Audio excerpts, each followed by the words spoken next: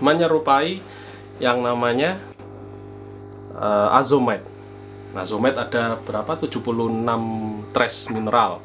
Nggak apa-apa, pakai aja. Semakin banyak jenis batunya ya semakin mendekati, Kak. Nggak apa-apa, jenengan tambahkan dengan batuan, dengan pasir pantai, jenengan tambahkan dengan batuan sungai yang warna-warni, yang warna-warni yang mencolok itu mineralnya tinggi. Itu pasti itu. Makanya apalagi jangan tambahkan zeolit, boleh, enggak apa-apa. Itu bisa buat menggantikan itu. Apalagi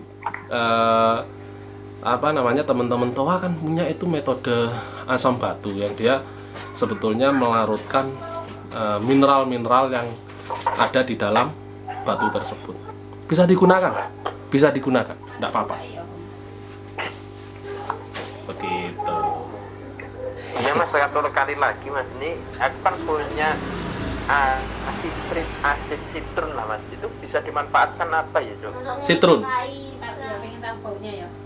Citrun itu kalau saya sebetulnya dia sebagai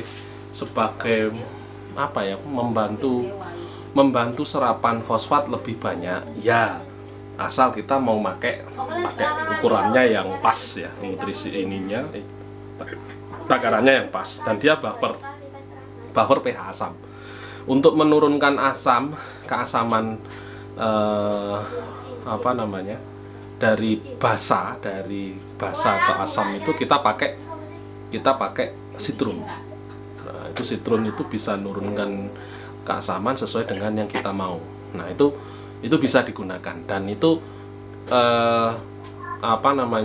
untuk meningkatkan nilai serapan fosfat itu bisa dilakukan. Tapi kalau saya lebih suka seimbang, karena sulit petani melakukan yang namanya terukur, benar-benar terukur. Artinya ini sulit. Nanti ini dilakukan karena kita harus tahu benar, Kang, berapa dasar pH formulasi yang kita punyai. Kalau pH-nya sudah 4, jenengan tambahkan citrun, dia akan menjadi asam kuat. Kalau pH-nya menyentuh 2, itu kalau diaplikasikan dosis nggak usah tinggi, 5 mili aja per liter, akarnya akan kebakar. Nah, ini yang menjadi yang perlu menjadi perhatian. Jadi baiknya bagaimana? Ya, kalau itu cuma kita tanam untuk tanaman hobi, ya kita pakainya cukup dengan takaran tetes, 2 tetes, 3 tetes. Nah, itu sudah cukup. Tapi kalau kita takaran dengan yang luas, yang tanaman yang konvensional, nah itu yang perlu sangat terukur, karena pH dalam satu luasan tanah, misal 1000 meter, itu berbeda kan? Beda dengan yang cuma di polybag 10-20 biji. Jangan punya polybag 10 biji, oke, pH-nya bisa sama. Tapi kalau ini di lahan terbuka, irigasi, terjadinya proses kimiawi secara alami, itu mempengaruhi pH, suhu, dan lain sebagainya. Itu mempengaruhi pH. Jarak 1 meter aja dengan cek pH-nya pasti beda. Dan maksud saya, kita lebih baik hati-hati. Kalau misalnya kita mau buat formulasi, kita buat formulasi, tapi kita ukur pH-nya. Jangan sampai di bawah 4. Kalau di bawah 4, dengan asam kuat, nah itu yang nanti repot. Begitu. Oke mas, terima kasih atas penjelasannya. Sami-sami. Oke, bismillahirrahmanirrahim. Kita lanjut. Kita masuk ke materi yang kedua, pencegahan. Jadi yang preventif untuk insek. Nah, ada masukan di komen di YouTube di channel Wahyu Garuda itu, Mas, mau dibahas ya namanya lalat buah. Saya itu ya jujur, saya baru tahu lalat buah itu baru setahun ini. Dhisik iki tak kira ki waluh ki lho. Mas, dibahas Mas, hama labu. Waluh ki perasaan ra ono homone, kok ono homone ki piye sih? Ternyata lalat buah, ya Allah, terlalu jauhnya saya itu berpikir, tak kira ki waluh. Ternyata singkatan lalat buah. Sama halnya dulu ada istilah yang ngetren 3 tahun 4 tahun yang lalu, full simat, sinar matahari. Full simat iki maksudnya apa, Mas? Full sinar matahari, ya Allah, iki basa apa neh. Itu yang kadang-kala itu saya bingung, orang digoleki ndek kamus ora ono, ndek Google ndak ono, ternyata itu istilah-istilah sederhana. Kalau kayak saya istilahnya Siti Komposti, wes jelas wes, jadi nggak full simat, full sinar matahari. Lah emang sinar matahari itu memberikan ke kita itu separuh-separuh gitu kah? Separuh gelap, separuh kan enggak. Jadi, oke.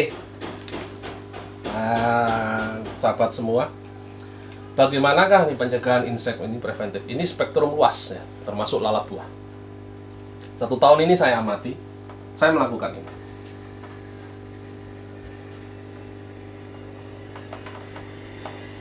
Saya masukkan minyak serai. Saya masukkan dan saya masukkan pine oil. Pine oil ini yang ambune ke baunya itu sama dengan minyak apa karbol, minyak pinus. Ini bahan karbol.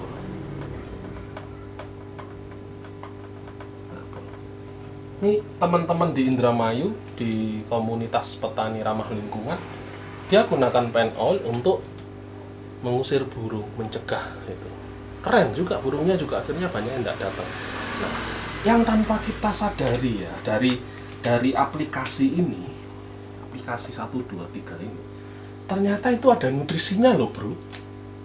Apa yang ada di sini? Kita masukkan di situ, pasti ada itu namanya kalium, itu pasti ada. N-nya nggak terlalu banyak, itu yang paling tinggi kalium sama silika ada di sini. Itu kandungannya apa? Kalium dan silika. Ternyata kalau kita masukkan, kita aplikasikan itu, jangan insek ya, tikus itu juga nggak mendekat. Baunya kuat. Minyak serai ini jelas dia tidak, minyak serai ini tidak disukai ya, ini tidak disukai insek. Minyak cengkeh ini ternyata tidak disukai yang namanya ulat dan patogen. Pine oil, bahan karbol ini, ternyata dia tidak disukai oleh yang namanya fungi patogen, jamur. Itu nggak disukai. Secara alami memang dia tidak disukai itu.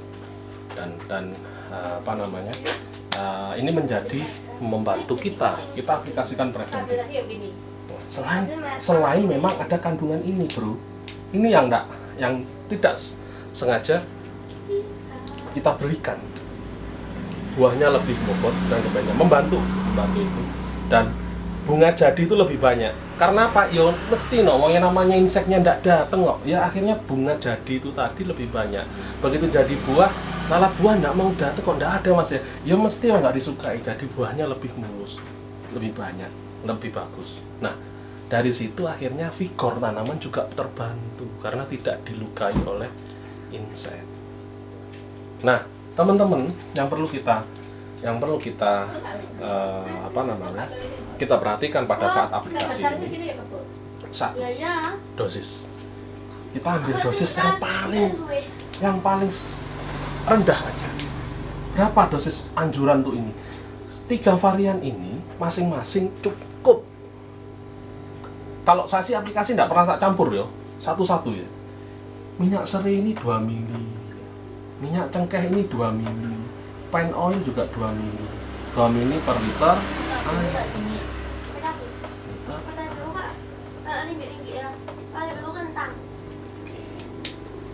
pencegahannya. Ini alhamdulillah ya, kita lakukan jas. Loh, Peronosklerospora kok nggak datang ya? Namanya boleh jago. Ya, tentu. Satu, Peronosklerospora bumi. Dia takut dengan yang adanya silika. Jamur kabeh ini kena silika pecah. Nah, kemudian yang namanya cengkeh, dia punya zat anti dia ini ya, anti dormansi. Apa ya nek ngarani yo? Basa iki lali aku. Jadi pertumbuhan itu nggak akan terhambat. Meh padha koyo GA3.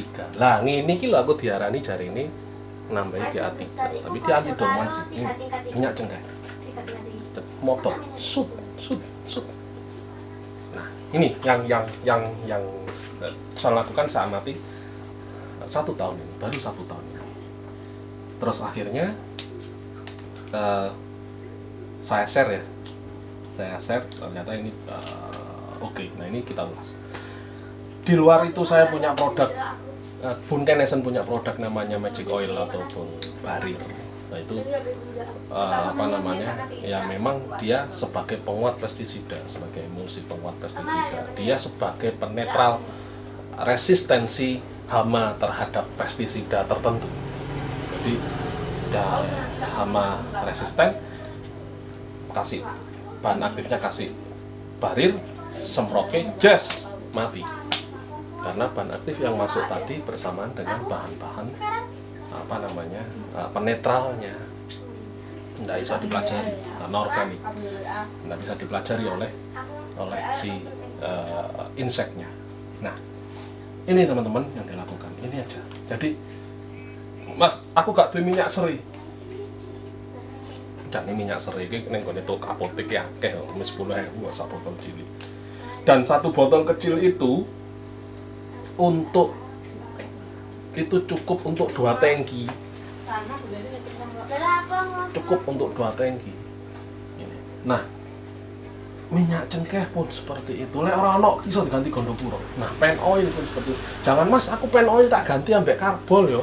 Tak ganti ambek apa iku Wipol yo. Lho yo aja no. Wong Wipol itu ada antibakterinya. Wipol itu ada NaOH-nya. Ya rusak tak godongmu Mas. Jangan. Pen oil ya pen oil. Kalau bisa dapat pen oil. Kalau nggak bisa dapat pen oil, ya lebih baik kita gunakan 2 ini, minyak seri, minyak cengkeh, atau minyak kayu putih. Itu bisa dilakukan. Atau Gondopuro itu lebih baik dibandingkan dengan pakai Wipol. Yo, kita harus logis. Petani ini harus logis. Petani ini yang harus realistis. Itu saya setuju. Karena apa?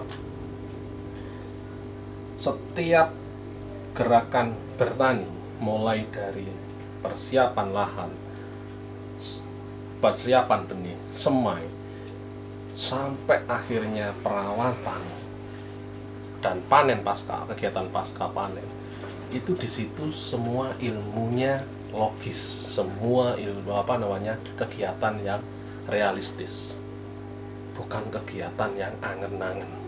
Jadi kita harus hati-hati. Kingko lek tak kei iki kira-kira tandurane malah apik apa malah mati. Dengan tumbas bahan aktif sipermetrin, kira-kira disemprot nih ular bawang, mati apa ora ular bawang.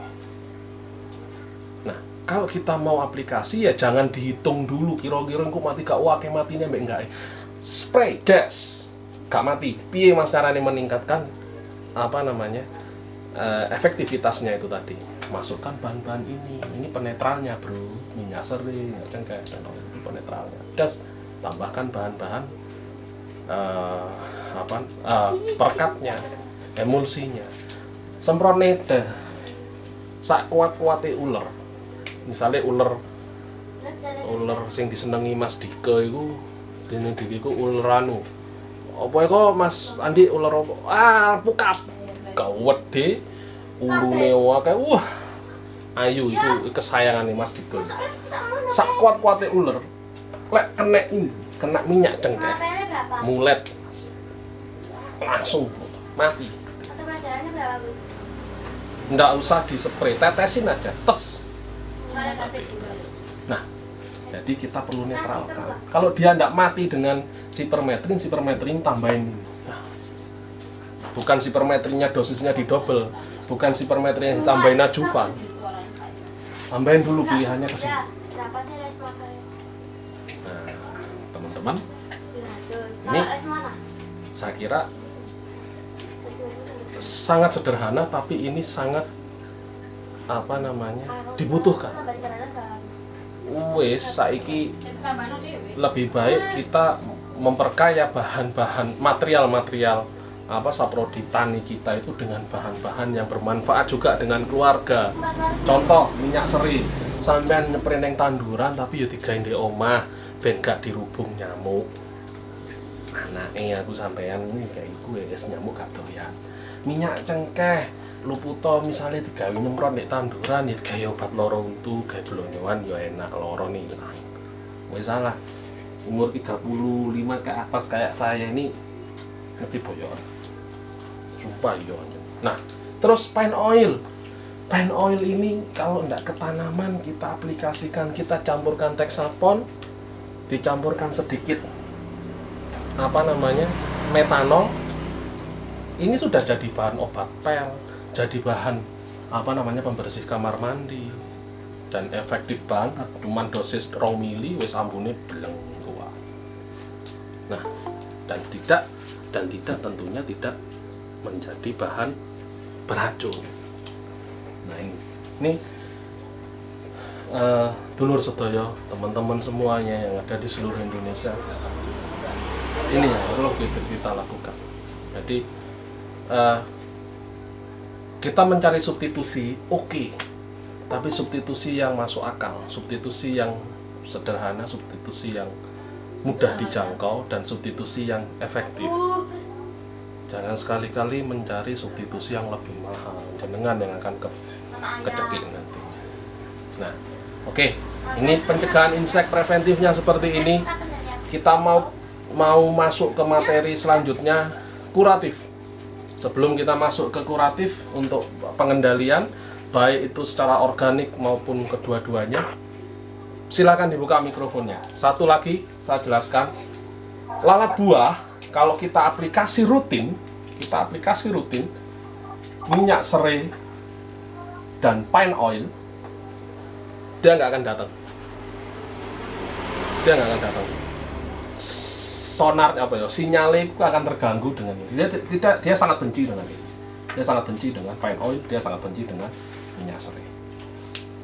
Itu dia nggak akan datang. Nah, bagaimana kita mau mengendalikan dia secara kuratif kalau sudah serangannya banyak? Ini preventif dulu ya. Nanti materi yang berikutnya kita ulas. Silahkan sekarang dibuka mikrofonnya sambil kopinya diseruput. Pertanyaan saya buka.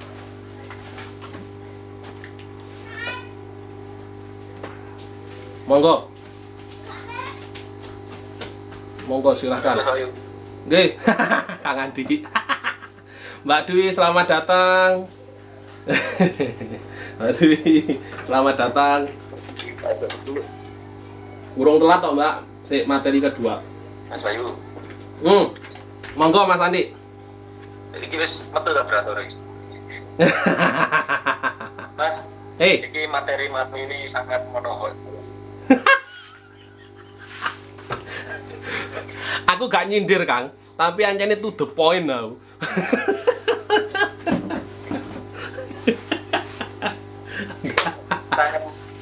Saya merasa langsung mak jelek ya. Serasa nonton sinetron Indosiar ya. Jelek. Kasih dong tak kain, nggak jadi tak pakai terus kemarin. Larang loh itu. Simok. Semok apa bahan aktifis semok sanil. Oke. Kemarin saya ngejar silikanya, memang nggak lihat kandungannya kok ada silikanya hampir 50% nih gitu. Tapi nggak jadi tak pakai. Nah ini kebetulan tak amati untuk pencegahan insek. Aku ini kan penggemar beratnya Magic Oil. Oh iya. Jadi untuk tanaman melon ini kan tak aplikasi magic oil itu seminggu sekali.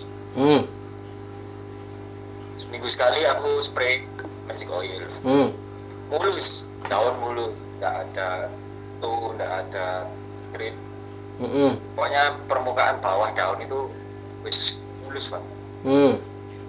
Tapi tadi pagi muncul ulat, kayak ulat gaya. Tekok. Nah, lagi sih jadi pertanyaan, tak cari apakah ada yang tip telur di situ atau dari bawah. Aku sih belum ketemu karena nggak nyerang semua. Dari 140 tanaman cuma 3. Jumlahnya pun cuma 7 ekor sih tak temukan. Jadi sementara sih tak ilmu apa tak pites jempol sih ya.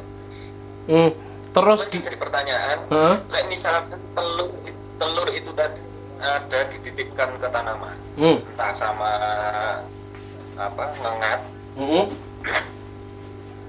kok gak disikat karo magic oil ya? Apakah magic oilnya tidak bisa mengcover telur ulat? Bukan seperti itu. Itu magic oil ulat geraya iku metune teko ndi? Ulat geraya keluarnya itu aku temukan sudah muncul sudah berupa apa ulat, saya enggak lah ya telurnya enggak ada. Itulah Sphaeroptera leitura toh. Nah, itu ditemukan di mana? Di batang, daun, atau di tanah? Kalau siang spray, dia akan ngumpul di tunas atas, di kuncup tunas atasnya. Ngumpul di situ dia, bunyi. Tapi kalau pagi, dia ada di bawah permukaan daun, makan. Gini, magic oil apakah nggak mandi? Kamu bisa menemukan dia itu ketika ada bentuknya dia. Aplikasi jenengan magic oil itu berapa hari sekali?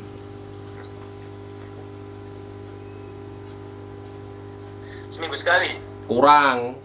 Tolong dino pisan. Jenengan ngocor, jenengan spray. Oke. Masuk. Dosisnya ikutin. Jadi itu dikocor ya oke. Aku kemarin kenapa seminggu kali, karena iramanya, polanya aku menghindari waktu pembukaan. Sing tak khawatirkan ketika aku spray itu aromanya akan mengusir polinator. Ya toh. Oh, mengusir jadinya polinator. Ketika sudah mulai muncul bunga, itu tak hentikan. Ya. Itu tak hentikan ketika sudah hentikan, saya tidak betul. Boleh. Akhirnya sekarang muncul ulat. Nah, iya, disikat minyak cengkeh tapi magic oil dulu masukkan, dosis seperti biasa dirapatkan 3 hari sekali. Nah, kalau jenengan mau tambahkan minyak cengkeh dengan magic oil, dosis perbandingan sama, jenengan spray kan. Nah, itu 3 hari sekali. Kalau ternyata ulat gerayak itu tadi tidak terkendali, malah akeh, nah baru jenengan ambil sipermetrin atau bahan aktif profenofos atau bahan aktif apa jenenge dimetomorf, apa yang ada bahan aktif ini ya, betasilflutrin, akeh bahan aktif untuk pengendali ulat itu pokok jenengan aplikasikan 3 hari sekali. Segera saja karena itu cepat banget itu. betul. Cepat banget itu ngembangnya. Mungkin minyak cengkeh langsung masuk ke cikbil nggak masalah ya. Aromanya nggak masalah. Nggak masalah. Kalau bisa sih masukkan sama si magic oil. Kenapa? Si magic oil itu dia kan emulsi supaya dia bisa menyatu rata dengan air, Kang. Minyak dan airnya itu nggak misah.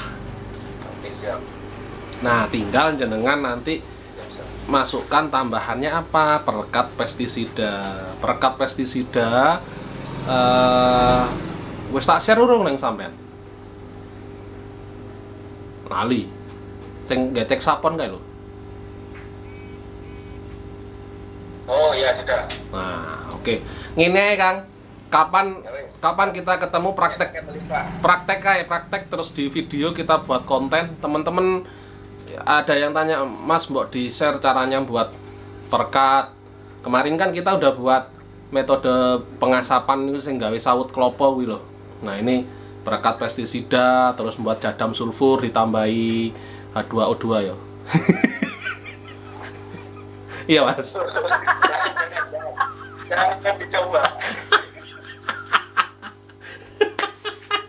Jangan. Sudah. Teman-teman yang melihat video ini, saya ingatkan lagi, jika punya jadam sulfur, jangan sekali-sekali memasukkan H2O2. Ya. akan keluar sesuatu energi yang luar biasa.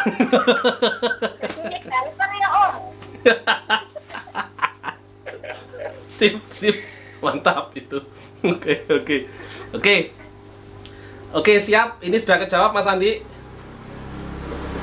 Ya, terjawab Mas Bayu. Oke. Besok, terima kasih. Sami. Nah, silakan.